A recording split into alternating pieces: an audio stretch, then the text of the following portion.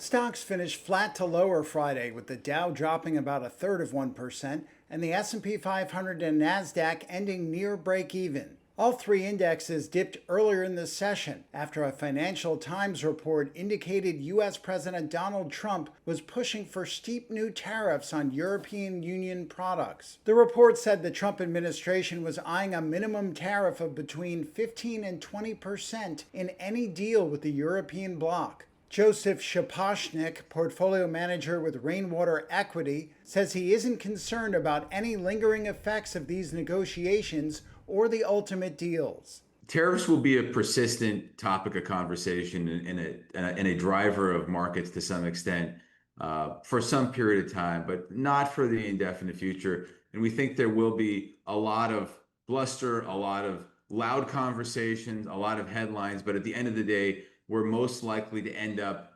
basically where we started in terms of tariff rates in general. Perhaps there'll be some level of elevated tariffs, but they will not be significant enough to really impact the overall economy. We're going to end up basically where we started.